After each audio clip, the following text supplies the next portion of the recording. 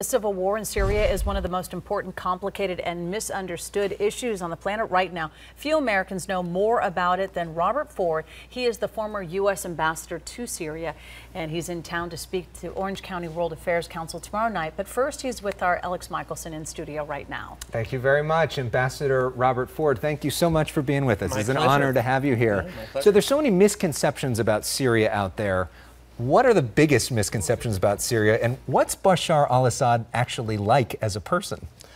I think the biggest misconception about Syria is that they're a bunch of extremists, and there are some extremists there, but most Syrians are warm, hospitable, generous people. They themselves hosted refugees from places like Armenia, from places like Iraq, and it's a real tragedy there. Bashar al-Assad himself, I met him twice.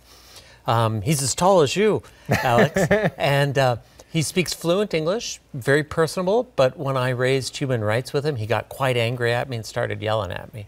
So that's not the issue to bring up with him, apparently. Well, there's a book out right now that's one of, I think, the best books out. It's Joby Warwick's. It's called Black Flags. It won the Pulitzer Prize last year, and a big part of this book is you. And it talks about an attack on the embassy in Damascus, and you're right in the middle of it. Yeah. What was that like? Give our viewers some perspective of what it felt like to be in the middle of that. I've been in several embassies that have been in attacks in places like Iraq and Algeria and Bahrain, but this was the most serious attack I'd ever seen.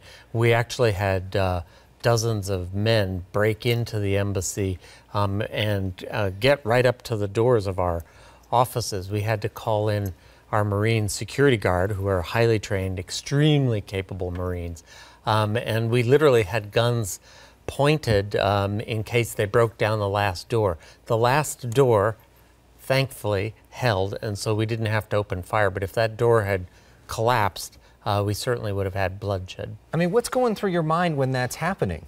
Well, the most important thing in my mind, I was the ambassador, was the safety of my people.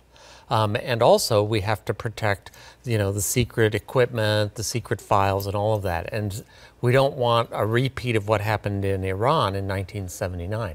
So it was, there was a lot of adrenaline. Yeah, well, thankfully, you were able to make it through that. And now the question is, where do we go from here? Today, President Trump and President Putin had a phone call about the Syria issue. President Trump recently launched those missiles there. Where do we go from here? What would your advice to be if the president asked you, what should I do now?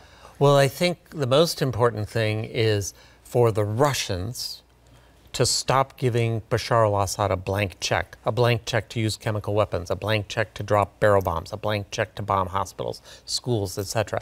If the Russians would finally change their policy, if Trump can convince them to change their policy and put pressure on Bashar al-Assad, that would be a good start. So how do you do that? I think Putin wants two things. He wants the Americans to be more flexible about Ukraine and Crimea. That's a high price. And the second thing he wants is for us to pay attention to him on the Middle East and to recognize that Russia's going to be a player in the Middle East going forward. Well, very interesting. Obviously, we'd love to talk more, but people have a chance to hear you a lot in depth tomorrow night. You're going to be speaking at the World Affairs Council of Orange County, all about Syria. It's at the Hotel Irvine. Registration begins at 6:45. To register online, go to worldaffairscouncil.org and listen to the ambassador.